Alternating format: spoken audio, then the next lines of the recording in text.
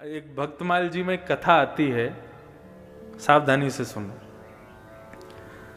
महाराष्ट्र के पंढरपुर में एक वैष्णव भक्त थे, उनका नाम था त्रिलोचन दास।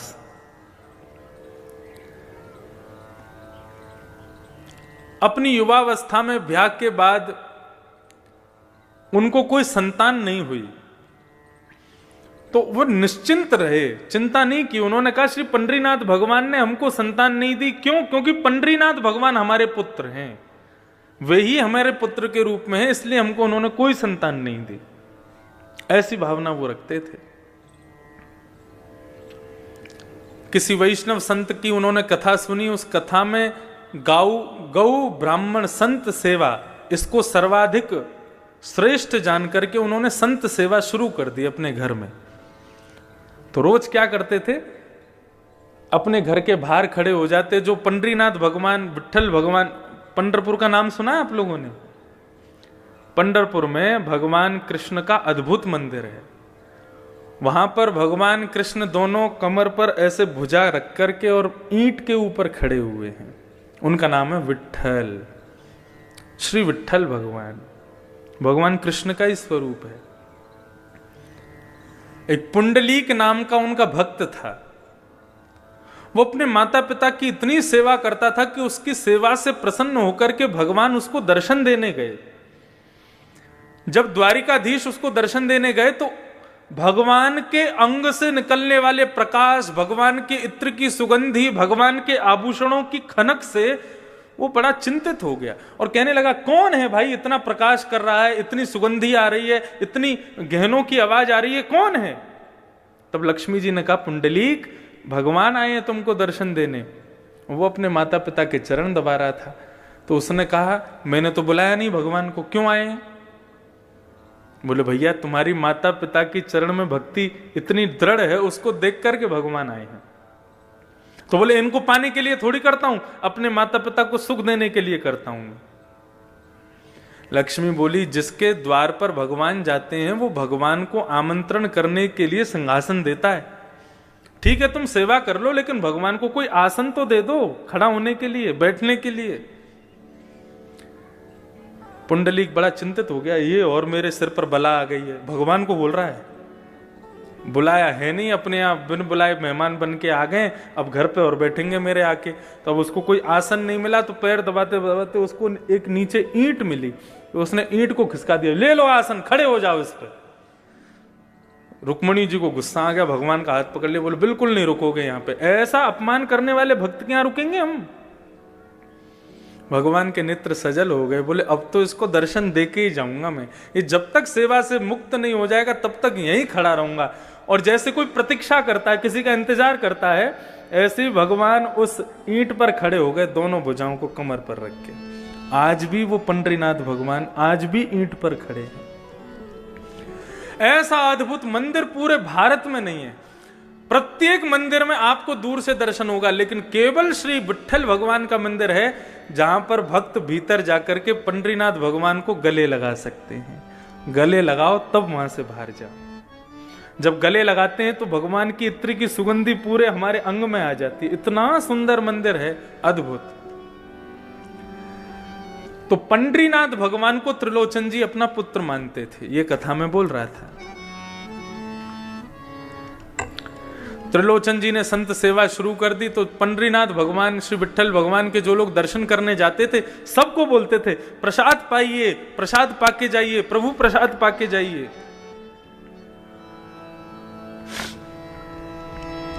अच्छा, एक मैं नियम आपको बता के जाऊं। इस कथा के जो मुख्य आयोजक परिवार हैं, इस कथा के रूप में हम आपको कुछ दे पाए नहीं दे पाए, ज्ञान दे पाए नहीं दे पाए, हमें नहीं पता आप कितना ले पाओगे या हम क्या दे पाएंगे। ये मन का भाव है और मन से एक भाव प्रकट हो रहा है। पूरी करने की जिम्मेदारी अपने ऊपर रखना भी नहीं। जो यजमान परिवार है उनसे कह रहे हैं हम, भगवान पे ही छोड़ना, वही पूरा करवाएंगे। लेकिन हो सके तो इस नियम को आप शुरू करवा देना। क्या? इस कथा के बाद हर हफ्ते हफ्ते का एक कोई विशेष दिन, और उस विशेष दिन में भी यदि महीने की एकादशी का ही, एकादशी नहीं द्वादशी का ही दिन यदि आप लोग रखें तो गुना में एक दो घंटे का इसी प्रातःकाल ब्रह्म मुहूर्त में पूरा परिवार उठ करके एक छोटा सा अन्न क्षेत्र करे। राह पर चलते हुए जितने लोग हैं सबको गरम गरम खिचड़ी और थोड़ा बहुत कुछ ना कुछ, ये महीने में जब जब द्वादशी आवे तो द्वादशी के दिन ये एक नियम, इस कथा के एक फल के रूप में आप प्रारंभ कर दीजिए। और मैंने पहले ही कहा, उसकी जिम्मेदारी अपने ऊपर मत रखना, उसकी जिम्मेदारी ठाकुर जी पे ही छोड़ देना, बोले आप ही पूरा कराओ।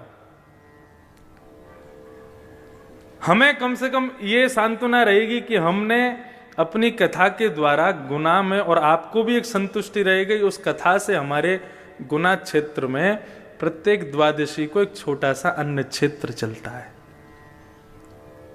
अन्न ब्रह्म है और उस अन्न का बल ही इतना तीव्र होगा, उस अन्न क्षेत्र का बल ही इतना तीव्र होगा कि वो अन्न ही इतना बल प्रदान करेगा कि इस जन्म क्या अनेक जन्मों तक, आपके कल्प कल्पांतर तक आपके परिवार का कोई भी व्यक्ति अन्न से वंचित कभी नहीं रहेगा। अन्न की कृपा सदैव उस पर बनी रहेगी। तो ऐसे सब लोगों को पूड़ी सब्जी है, खिचड़ी है, जो इच्छा हो, महीने में जब भी द्वादशी आवे, एकादशी के अगले दिन ये एक अन्न क्षेत्र छोटा सा प्रारंभ करो। और उसकी कृपा क्या होगी, उसका बल क्या होगा, वो भागवत जी आपको स्वयं दर्शन करा देंगे। ये आपकी सामर्थ्य के ऊपर है, रोज कर सको रोज करो, लेकिन द्वादशी को हो तो द्वादशी को करो। लेकिन ये अन्न क्षेत्र जरूर। परम पूजनीय प्रातः स्मरणीय श्रीमद् भागवत के व्यास मंच की गरिमा जिन्होंने स्थापित की अनेकों वर्षों से, परम पूजनीय श्री डोंगरे जी महाराज, उन्होंने जहां जहां कथा शुरू की वहां वहां अन्न क्षेत्र शुरू कर दिए, और आज तक उनके अन्न क्षेत्र चल रहे हैं। तो भागवत कथा का सबसे बड़ा मूल्य यही है कि व्यक्ति उस क्षेत्र में जहां भी कथा हो वहां अन्न और ज्ञान, इन दोनों से कभी वंचित ना रहे, यही भाव। तो त्रिलोचन जी सबको बुलाते थे, प्रभु प्रसाद नाम रखा था अन्न क्षेत्र का, बोले सब लोग आओ प्रसाद पाओ प्रसाद पाओ। अब वो इतना स्वादिष्ट भोजन बनाते थे कि 100 से 200, 200 से 500, 1000, अब तो प्रत्येक दिन 5-5 हजार लोग भोजन करते थे उनके यहां पर। और बनाने वाले कोई नहीं, त्रिलोचन जी और उनकी पत्नी, दो ही लोग, परिवार में और कोई था नहीं, संतान थी नहीं। सेवा करते करते करते करते करते अति वृद्ध हो गए। अति वृद्ध होने के बाद में उन्होंने भगवान से केवल एक ही इच्छा रखी, प्रभु आपने हमें संतान तो दी नहीं, हमने आपको ही पुत्र माना है, लेकिन अब आपसे एक प्रार्थना करते हैं कि हम दोनों बड़े वृद्ध हो गए, हमसे भोजन बनता नहीं है, सबको पवाने में बड़ी दिक्कत होती है, एक कोई वैष्णव भक्त हमको कोई एक नौकर मिल जाए जो हमारे यहां पूड़ी सब्जी रोटी साग चावल ये सब बना दिया करे और संतों को परोसवा दिया करे, तो 2 से 3 हो जाएंगे तो सहजता रहेगी। तो दिन रात भगवान से ही प्रार्थना करते थे, एक बढ़िया श्रेष्ठ नौकर मिल जाए, एक कर्मचारी मिल जाए हमको। तो एक दिन श्री त्रिलोचन जी बैठे थे, इतने में ही ऊंची धोती पहन करके, सर पर स्वाफा बांध करके, बड़ा सुंदर सुकोमल स्वरूप सांवला सा एक नन्हा सा बालक त्रिलोचन जी के पास में आ गया। त्रिलोचन जी को आगे प्रणाम किया, बोले हाँ बेटा बताओ कहां से हो, कौन हो, क्या है। बोले हम काम ढूंढ रहे हैं। तो काम मिल जाएगा तुमको यहां पे, लेकिन कर पाओगे हमारे यहां काम? बोले क्या काम करना पड़ेगा? बोले कुछ नहीं, सवेरे शाम रोटी सब्जी बनानी है, संतों को पवाना है। तो नन्हा सा बालक कहता है ये तो मेरा युग युगों का काम है, ना जाने कब से करता आ रहा हूं मैं। संत गौ ब्राह्मण की सेवा तो मैं जाने कब से करता आ रहा हूं। त्रिलोचन जी उसको देख के कहने लगे अभी तुम 3-4 6-7 वर्ष के तो दिखते हो, और तुम कौन से जमाने से करते आ रहे हो? अब वो कैसे बता मैं, वो तो भगवान है, भगवान तो हमेशा से गौ ब्राह्मण संत सेवा करते आ रहे हैं।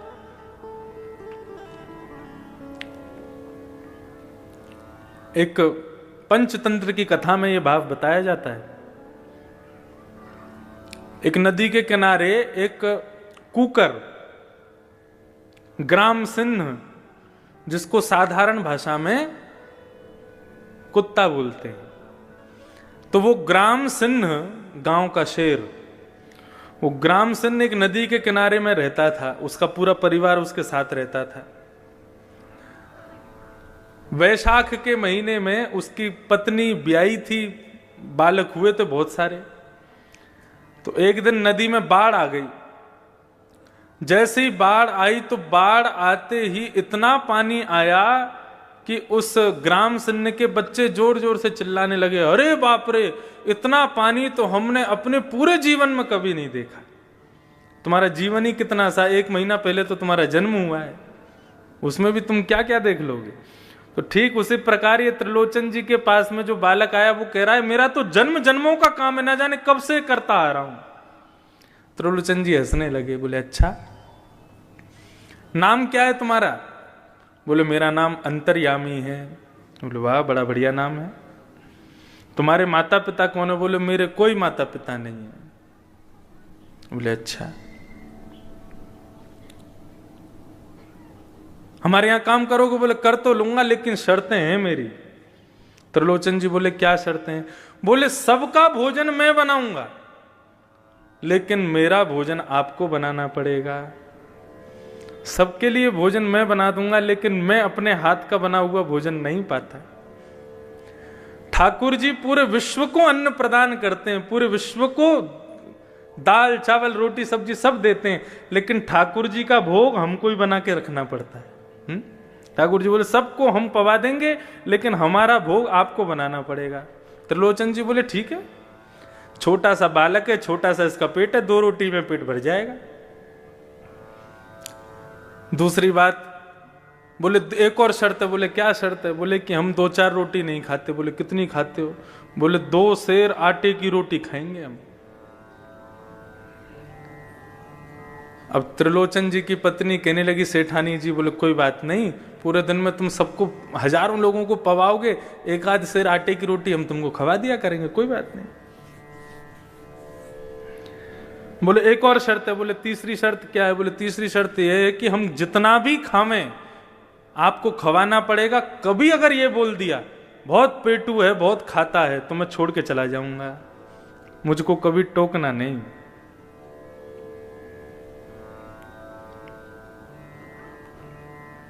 बोले नहीं, हम क्यों टोकेंगे, हम कभी नहीं टोकेंगे। भगवान की लीलाएं बड़ी अपरंपार हैं। आप लोग कभी उदयपुर की तरफ जावें, राजस्थान, तो वहां हमारे श्री गोवर्धन नाथ भगवान विराजते हैं, श्रीनाथ जी। उनका स्वरूप कैसा है? एक भुजा ऊपर, दूसरी भुजा कमर पे। सबने चित्र में तो दर्शन किए, लेकिन मध्य प्रदेश छत्तीसगढ़ के लोगों को बहुत कम पता है नाथ द्वार के बारे में। तो वहां श्रीनाथ जी का मंदिर है, और श्रीनाथ जी के मंदिर में ही श्रीमद जगत गुरु वल्लभाचार्य जी के सेव्य ठाकुर जी, हजारों वर्ष पुराने ठाकुर जी हैं। इतने से लड्डू गोपाल हैं, हमारे अंगुष्ठ के बराबर के लड्डू गोपाल। उनका नाम है नवनीत प्रिया। नवनीत कहते हैं मक्खन को, प्रिय कहते हैं उससे प्रेम करने वाले, नवनीत प्रिया। तो श्रीनाथ जी का जो भोग लगता है, वैसे ठाकुर जी की भोग की पद्धति ऐसी है कि पूरी रसोई की जितनी सामग्री है वो सारी सामग्री ठाकुर जी के मंदिर में रखनी चाहिए। कैसे? भगवान के मंदिर के आगे पत्तल रख दो, नीचे ही किसी बढ़िया स्टूल पर पत्तल रख करके उसी में कड़ी की भगोनी, उसी में सब्जी का भगोना, उसी में ही रोटी सब्जी सब एक साथ पधरा दो। सब में तुलसी छोड़ दो, कक्ष बंद करके 20 मिनट के लिए ठाकुर जी को भोग लगाने दो। वो नहीं हो सकता तो थाली ठाकुर जी की लगाओ, थाली में ठाकुर जी का भोग लगा के फिर उस थाली को पुनः सब में मिला दो। ये भोग की प्रक्रिया होती है। तो नाथ द्वार में रसोई की सारी सामग्री श्रीनाथ जी के सामने आती है, फिर ठाकुर जी भोग लगाते हैं। लेकिन जो वो छोटे से नवनीत प्रिया जी हैं, वो अपनी गद्दी के सहित उठ करके रसोई में जाते हैं, वहां जाके भोग लगाते हैं। अच्छा, ठाकुर जी के भोग में एक नियम है, क्या? मिष्ठान जो है, मीठा जो है, वो ठाकुर जी की तरफ होना चाहिए। जैसे आपने पूरी थाली लगाई तो ये जितनी भी खट्टी पदार्थ हैं या नमकीन पदार्थ हैं, दाल चावल आदि, इन सबको दूसरी तरफ रखो। मिष्ठान जो है वो ठाकुर जी के आगे सबसे पहले वही रखो, मीठा। ठाकुर जी पहले मीठा खाते हैं, उसके बाद फिर कुछ नमकीन खाते हैं, फिर मीठा खाते हैं, फिर कुछ नमकीन खाते हैं। ऐसे ठाकुर जी का नियम है। तो नवनीत प्रिया जी जो इतने से लाल जी हैं, ठाकुर जी हैं, उनको रसोई में ले जाकर के भोग लगाया जाता है। तो उनका नियम है, सबसे पहले मिठाई रखी जाएगी, उसके बाद में पापड़ रखे जाएंगे, उसके बाद में नमकीन रखी जाएगी, उसके बाद में दाल चावल रोटी ये सब रखे जाएंगे। तो एक दिन पुजारी जी से गलती हो गई, ठाकुर जी की सिंहासन के आगे उन्होंने कड़ी रख दी, मिठाई की जगह कड़ी रख दी, और कड़ी रख दी और मिठाई रख दी दूर कहीं पर, मिष्ठान खीर आदि कुछ होगा। और जैसे कपाट लगा करके पुजारी जी चले गए, 20 मिनट बाद जब कपाट खोल करके देखा तो सिंहासन पर ठाकुर जी हैं ही नहीं। अब इतने से गोपाल जी, उनको कहां ढूंढे, साग सब्जी दाल चावलों में ढूंढ रहे हैं, उनको मिल ही नहीं रहे, सब जगह खोज लिया, नहीं मिले तो फिर छन्नी मंगाई, और छन्नी मंगा करके सारे रस पदार्थों को छाना गया। कहां गए ठाकुर जी?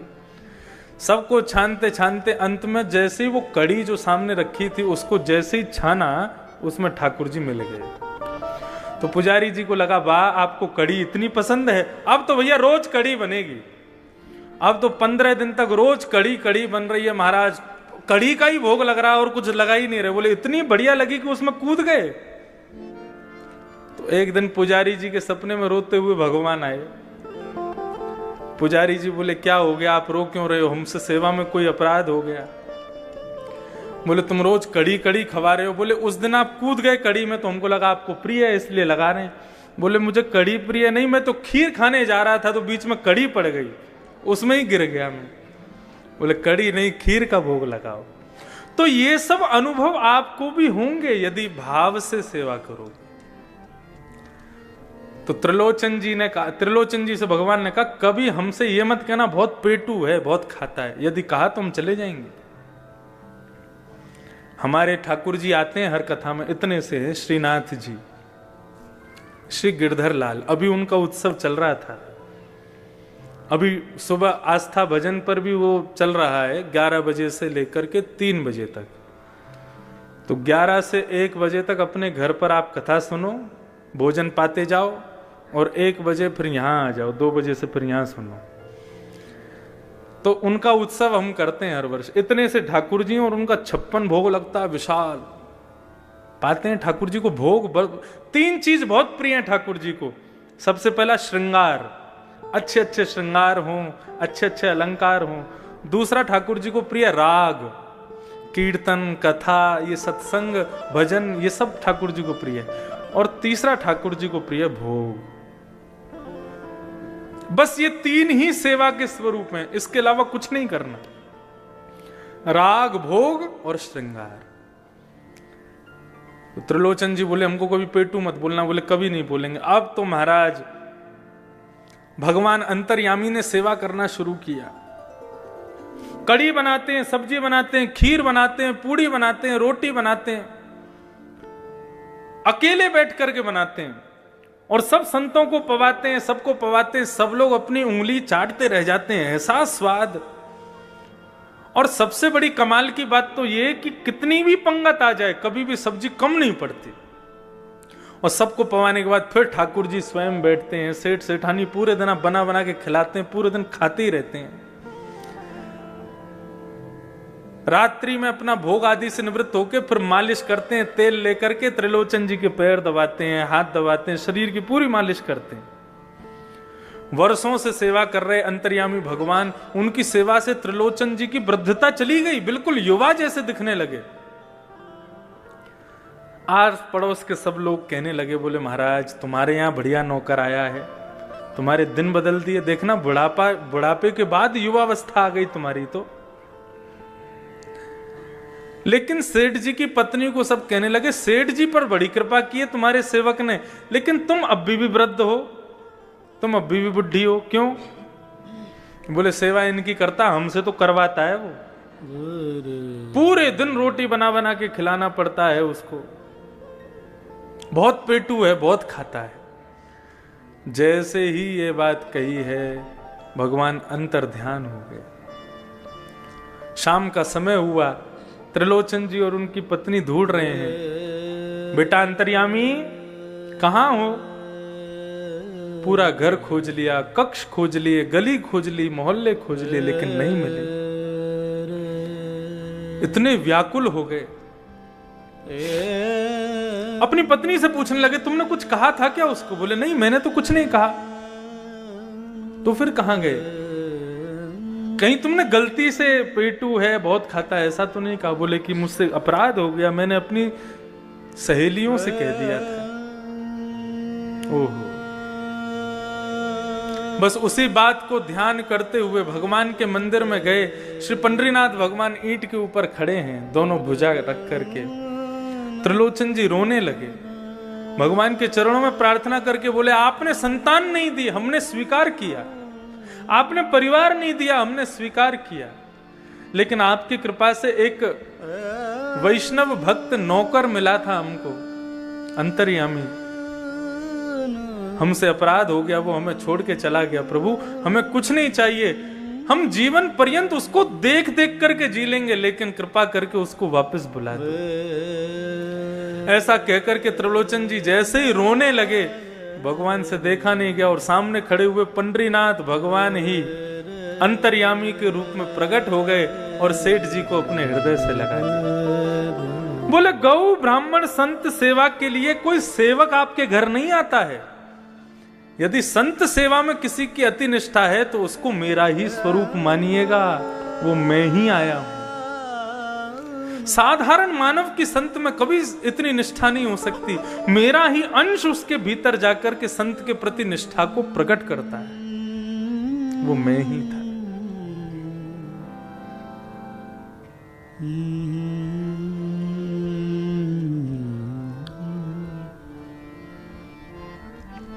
तो ठाकुर जी के प्रति ये प्रेम भाव, ये श्रेष्ठ भाव विश्वास के साथ प्रकट होगा। तो भक्ति के 3 सूत्र में बता रहा था, विश्वास, दूसरा संबंध और तीसरा समर्पण। ये 3 चीज कर लो बस।